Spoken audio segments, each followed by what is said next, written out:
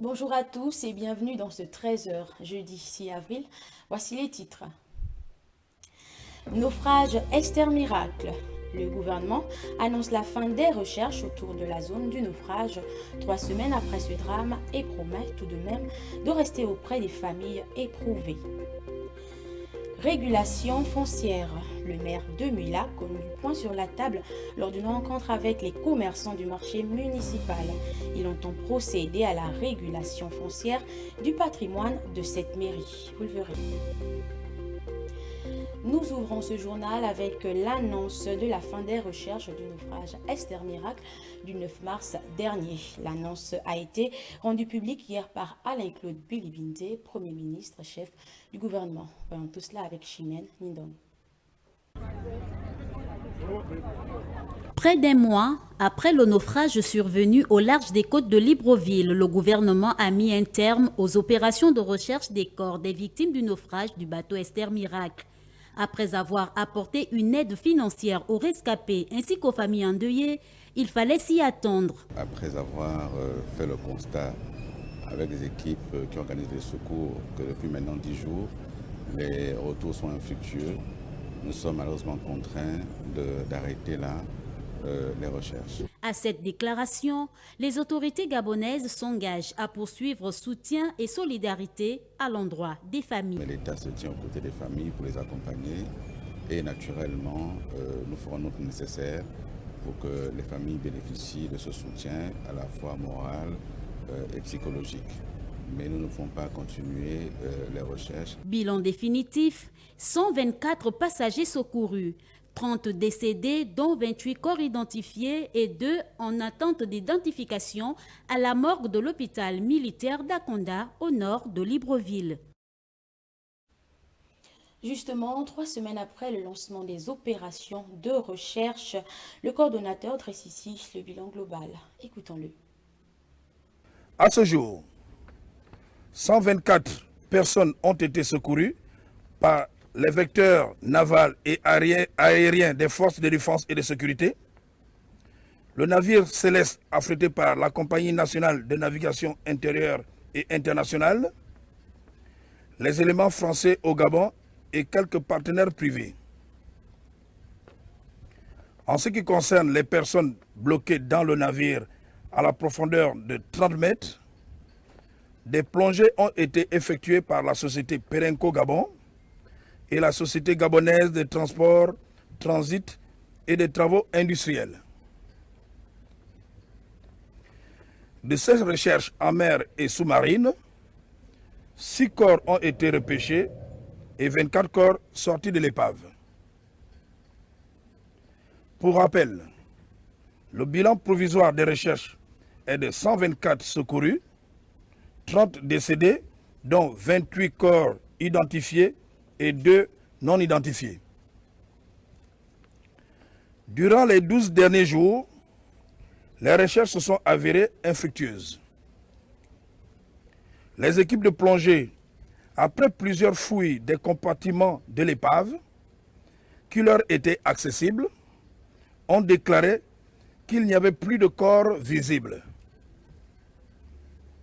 Au regard de ce qui précède, le commandement des opérations de secours décide d'arrêter les opérations de recherche sous-marine dès ce mercredi 5 avril 2023 avec une surveillance attentive de la zone du sinistre. Merci pour votre attention. Toute autre actualité à présent, généralement considérée comme un sous-métier, le métier d'emballeur intéresse de plus en plus des jeunes. Un système qui, à sa manière, contribue à lutter contre le chômage. Voyons tout cela dans ce reportage de Lorraine Biégué. Ville à la découverte du métier d'emballeur. Nous avons suivi un jeune homme, Eyege Bibon Armel, qui selon lui, ce métier ne nécessite pas de formation. Non, il n'y a pas de formation nécessaire pour ça. C'est juste que c'est une activité qui permet à tout jeune Gabonais qui n'a pas encore trouvé de l'emploi venir quand même se chercher pour nourrir sa petite famille ou assumer ses charges au quotidien. Il faut dire que ce métier jusqu'à aujourd'hui s'exerce de manière informelle. Non, ce métier n'est pas encore totalement reconnu par l'État, mais on reconnaît la valeur de ce métier parce que c'est un métier exercé partout au monde. Avant, dans le temps, il y avait des jeunes qui exerçaient dans l'emballage, mais c'était pas encore vraiment, comment dirais-je, c'était pas encore vraiment légitime. Nous, en tant que jeunes Gabonais, nous nous sommes organisés un jour. On a trouvé l'initiative d'aller au sein de l'OPAC, soumettre notre situation. Si on pouvait peut-être légitimer un groupe, former un groupe reconnu en tant qu'emballeur au port Mol. Malgré ce contexte socio-économique difficile, les métiers d'emballeur nourrissent son nom. Par rapport aux charges de la maison, vu que moi je suis un jeune étudiant, je n'ai pas encore terminé mes études et puis je n'ai pas encore trouvé du travail. Depuis le bas âge, c'est l'emballage qui m'a aidé à payer mes études, à faire tout ce qui me concerne dans la vie, vu que mes parents ici ne sont pas sur place. Donc, j'ai toujours été seul. L'emballage m'a aidé à subvenir à certains besoins au quotidien. Dit-on toujours, il n'y a pas de sous-métier. L'emballeur est aussi appelé agent de conditionnement. Manger moins cher devient impossible, sinon difficile. Au Gabon, les prix ne cessent de grimper. Les produits alimentaires locaux ne sont pas épargnés par le phénomène. Tentative d'explication dans cet élément de Ruth Matanga.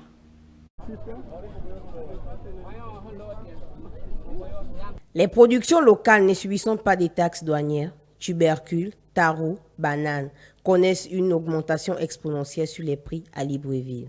Si les produits locaux coûtent cher, il y a déjà une publicité au Gabon que la plupart des choses sortent du Cameroun. Et du Cameroun, de nos jours, on va dire que tout sort au Cameroun. Pour ne pas se faire voir, bien qu'il y a certains qui sortent de l'embarinée ou quoi.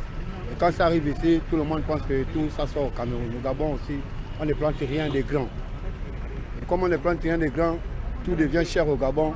À chaque jour, ils sont obligés d'augmenter les prix sur leurs produits parce que la plupart du temps, il n'y a que même qui amènent. Vous sous-entendez que ces produits-là sont chers. Ce sont les produits qui reviennent de nos pays, des pays frontaliers à nous, comme vous voyez le Cameroun, nos voisins les plus proches. Voilà, ce sont ces bananes-là qui ont un peu les prix, qui sont un peu à un prix élevé en fait. Autre argument pouvant justifier une telle situation. C'est parce que c'est naturel. Et nous-mêmes, nous plantons pas avec les engrais mélangés, des trucs. Nous, on plante naturellement avec les mains et sur la terre. Ce que nous plantons, nous trouvons que ça a de la valeur plus que les trucs surgelés qui viennent de l'Europe. Qu'il s'agisse des produits locaux ou d'importation, la problématique sera au cœur des assises nationales sur la vie chère prévues se tenir du 7 au 9 avril 2023 à Libreville. Ouverture avant-hier des épreuves éducatives, physiques et sportives sur toute l'étendue du territoire national pour les candidats du brevet d'études du premier cycle. Voyons tout cela avec Chimène Nindong. Les épreuves d'éducation physique et sportive EPS du brevet d'études du premier cycle BPC ont démarré hier dans les différents centres d'examen du territoire national. Au centre d'examen Monseigneur Bessieux de Libreville, tout se déroule bien. C'est depuis hier, la journée du 4 avril, depuis mardi. Et aujourd'hui, c'est la deuxième journée. Les candidats se sont présentés, tous sont là. Ce matin, on a eu un effectif de 104 candidats. Tous sont là, tous les membres du jury sont là. Les activités se déroulent bien. Cette première phase obéit au respect du calendrier scolaire tel qu'arrêté par le ministère de l'Éducation nationale. Pour cette deuxième journée, l'heure est aux épreuves individuelles et collectives. Tous les ateliers qui travaillent, le foot, le lancer, les sons. Il y a un calendrier et je confirme que c'est respecté parce qu'il y a des convocations qui ont été éditées. Donc les jurys qui sont ici, chacun a sa convocation. Ouais, ils se sont présentés en fonction de ça. Pour les candidates absentes, il est prévu des séances de rattrapage. Si un candidat rate une journée, il y aura une journée qu'on va prévoir pour les retardataires. C'est-à-dire ceux qui devaient passer hier, s'ils ont raté, on peut les rattraper aujourd'hui, comme on pourra les rattraper jusqu'à la date de la fin de l'examen. Ces épreuves d'éducation physique et sportive qui ont débuté ce 4 avril s'achèveront le 28 du mois courant, faisant ainsi place aux épreuves écrites du BPC prévues débuter le 23 mai 2023. Et puis, le président Ali Bongo Ondimba sera face aux deux chambres parlementaires que sont l'Assemblée nationale et le Sénat. Une initiative du chef de l'État qui vise la révision de la Constitution pour être en phase avec les résolutions de la dernière concertation politique qui avait pour but des élections crédibles et apaisées. Alexandre Baondo. Ce jeudi, le président de la République, Ali Bongo Ondimba, sera face aux deux chambres parlementaires. Une démarche du chef de l'État qui obéit à une démarche républicaine. Il y a peut-être une certaine confusion sur la convocation par le président de la République du Congrès, n'est-ce pas, du Parlement. Rappelez-vous que les deux chambres, n'est-ce pas, ont déjà adopté le projet de révision de la Constitution. Et c'est à ce titre que le président de la République a convoqué le Congrès, puisque pour que l'adoption par le Parlement de ce projet de révision soit effective, il faudrait, n'est-ce pas, que le président de la République convoque les deux chambres, n'est-ce pas, au cours d'une session extraordinaire, donc le Congrès, et qui permettrait, n'est-ce pas, au Parlement réuni ensemble de pouvoir adopter de manière définitive cette révision de la Constitution. Cette présence du chef de l'État face aux parlementaires est loin d'être ex nihilo. Elle s'inscrit dans la logique de la recherche d'une élection crédible et apaisée. Alors, il faut déjà savoir que c'est le président de la République lui-même, dans son discours du 31 décembre, qui avait annoncé la mise en place, n'est-ce pas, d'une concertation politique, n'est-ce pas, pour des élections apaisées.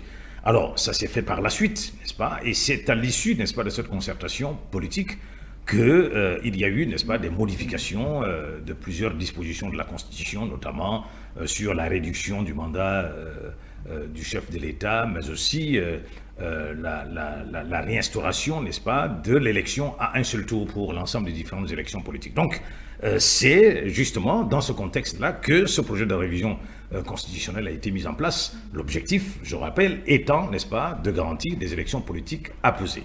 Et pour être en phase avec la loi en vigueur, après le passage du chef de l'État devant les parlementaires, une autre approche s'impose. Lorsque le président de la République a convoqué, n'est-ce pas, les deux chambres en congrès, la Constitution exige un certain nombre de conditions pour que ce projet de loi soit effectivement adopté. D'abord, il faut la présence au niveau, n'est-ce pas, du Congrès d'au moins 2/3 des membres de l'Assemblée nationale, mais aussi du Sénat, ce qui fait à peu près 140, enfin 200, il faut dans l'ensemble 210 parlementaires, et les 2/3, ce sera à peu près 140 parlementaires.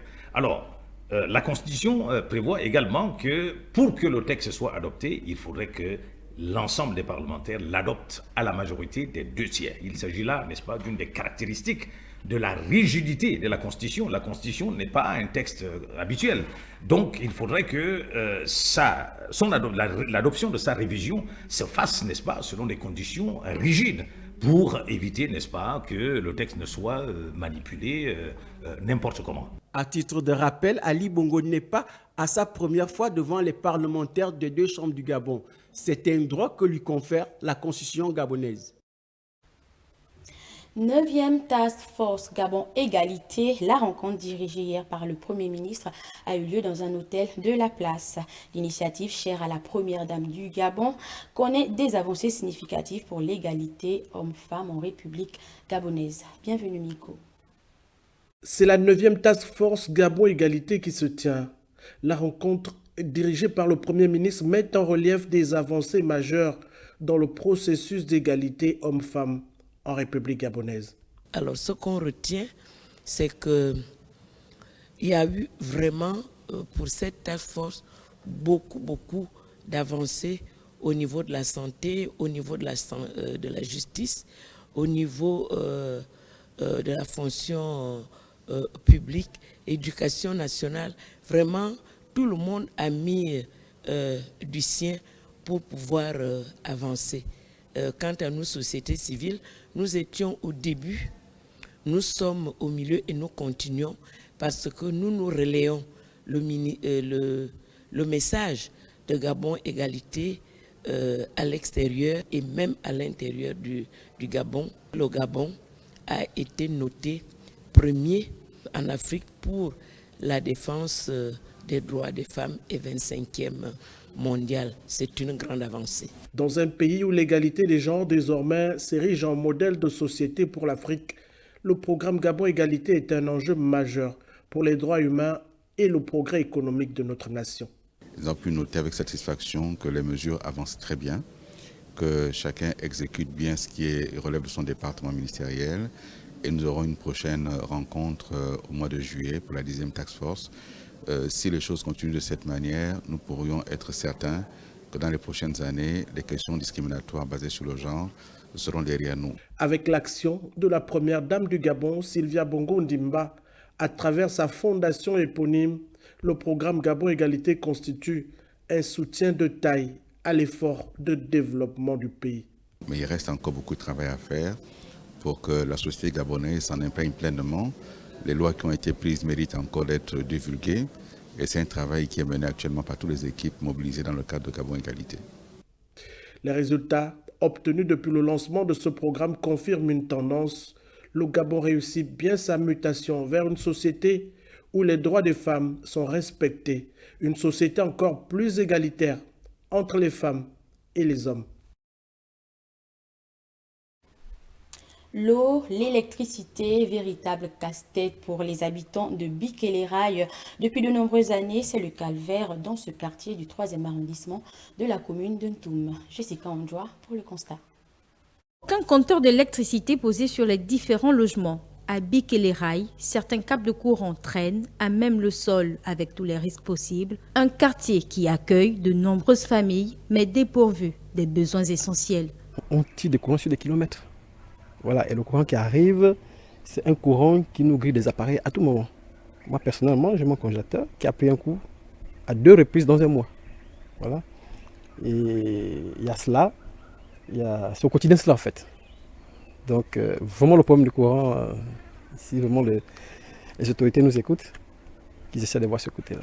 Là, au moment où je vous parle, il y a des baisses de tension. Voilà. Dans la nuit, c'est encore pire. Parce que tous les ménages se sont...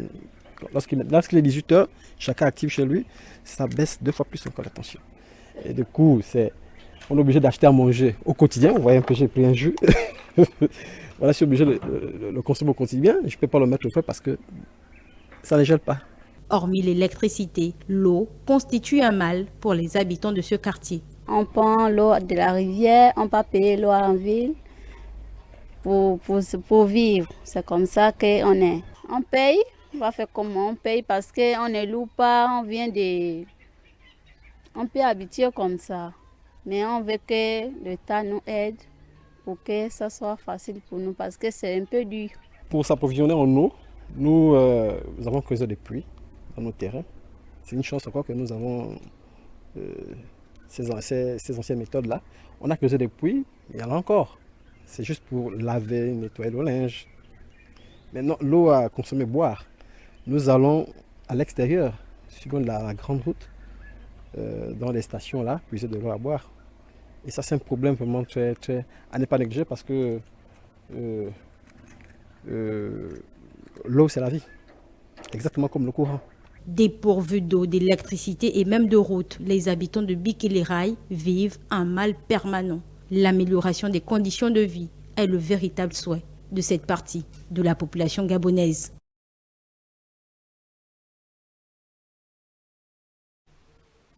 Nous restons à Bikelerai pour parler cette fois-ci du litige foncier entre les populations de ce quartier et la Poste SA. Un protocole d'accord entre les deux parties a été signé hier après plusieurs années de conflits et de mois de négociations. Jessica Ondjoa. Ils sont arrivés en masse sur ce site querellé par la Poste SA et la population de Bikelerai. La réunion de ce mercredi 5 avril consistait à signer un protocole d'accord face au litige foncier. Une affaire qui, depuis de nombreuses années, a bouleversé plus d'un. Nous voici aujourd'hui en train de signer le protocole d'accord. Les populations et les occupants de Bikelerai tiennent à vous exprimer leur profonde reconnaissance. L'implication du président du AMCVL, Emmanuel Vemba, avec l'appui du ministre de la Communication, était d'un grand apport dans l'aboutissement de ce dossier. Dans ce quartier du 3e arrondissement de la commune de Ntoum, ils ont enterré la hache de guerre en passant de la parole à l'acte. L'affaire du litige foncier a trouvé des solutions à la satisfaction des personnes impactées. La Poste SA, curieusement, qui pourtant a souvent manifesté son refus, a dit non, nous sommes tous Gabonais, allons-y. Mais je ne vais pas vous cacher ici, je suis à moitié satisfait. Pourquoi je suis à moitié satisfait? Parce que je ne serai satisfait que lorsque les occupants que vous êtes auront consenti à respecter scrupuleusement les termes du protocole transactionnel que nous allons signer tout à l'heure. Chers occupants du site de Bikele-Rai, je voudrais, au nom du CAP, vous rappeler que l'aboutissement de cet accord résulte d'un engagement mutuel qui devrait se matérialiser sur le terrain par une confiance mutuelle entre le personnel de la Poste SA, propriétaire légal du site. Je dis bien propriétaire légal du site, et vous, les occupants, désormais propriétaires légitimes, concédés par la Poste.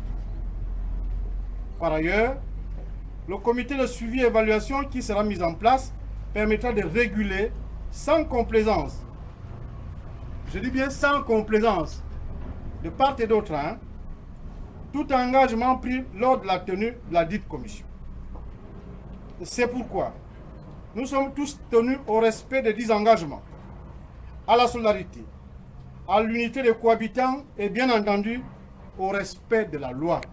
Le protocole d'accord est signé. Le respect des différentes instructions reste de mise pour les habitants de Bikele-Rai, la Poste SA et toute autre personne qui se sont impliquées dans cette affaire. Au cours de leur prise de parole, le plan d'accélération et de la transformation n'est pas resté en marge des doléances. Cap à l'intérieur du pays dans le cadre de la régulation foncière du patrimoine de la mairie de Mouila. Richard Désiré Mamouakamombo, maire de la ville, s'est entretenu avec les occupants du marché municipal. Maya Meza sous les images de notre correspondant sur place.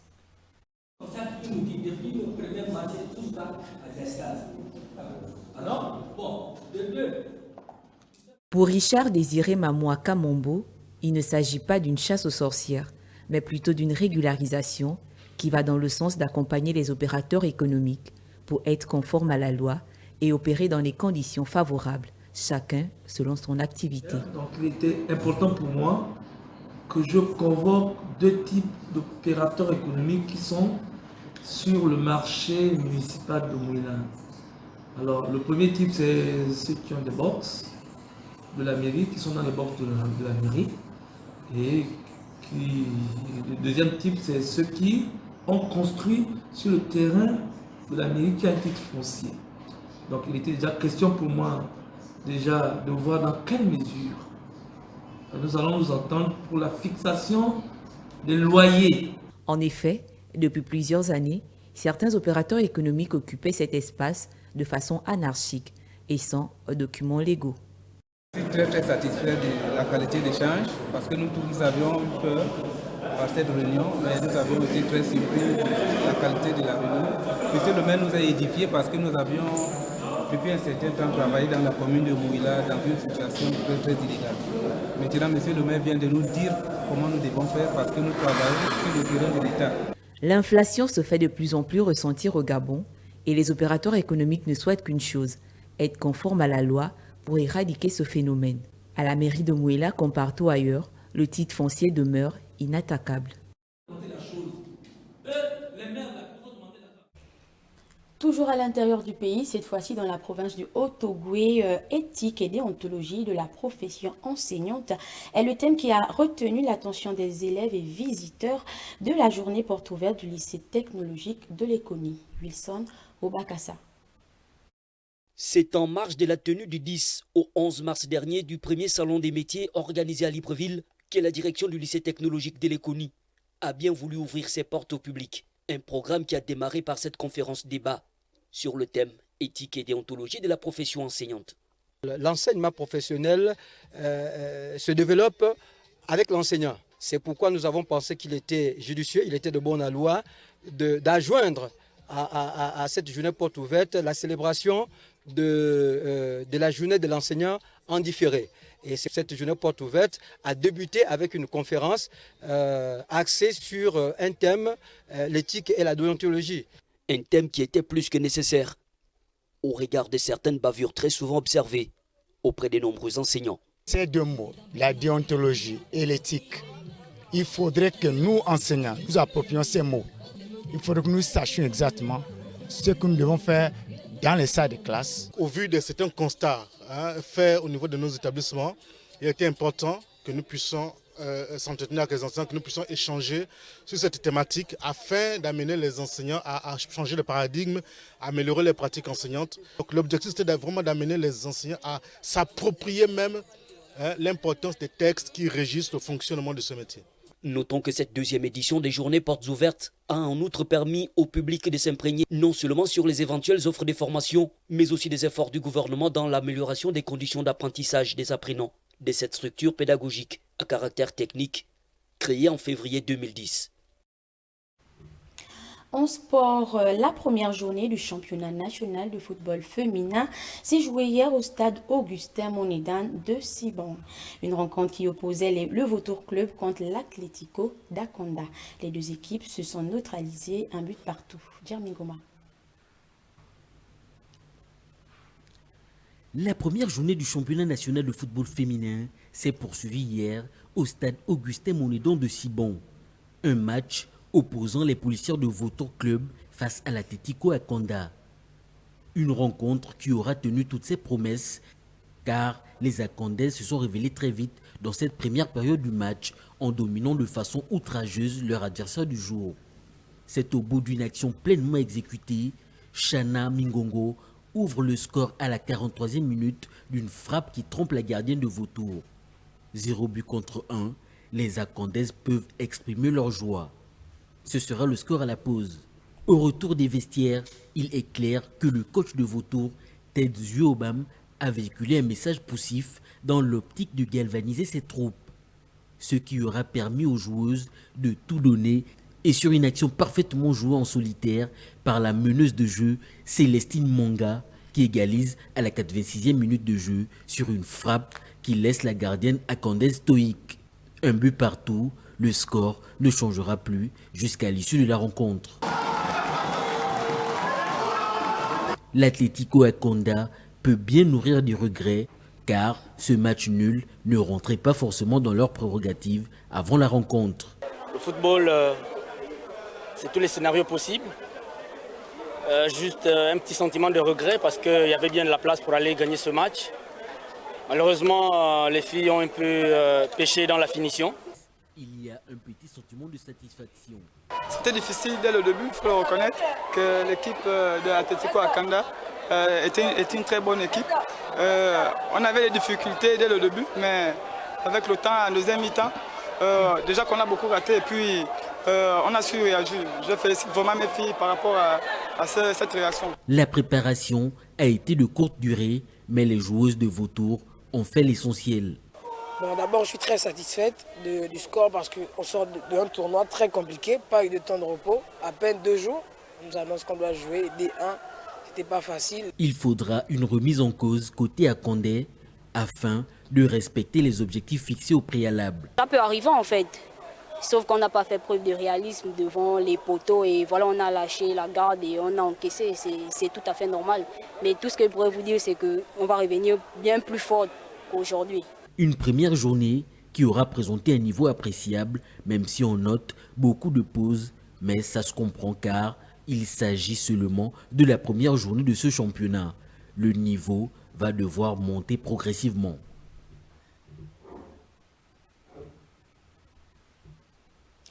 Et c'est la fin de cette édition d'information. Merci de l'avoir suivi. Excellente suite de programme sur TV+.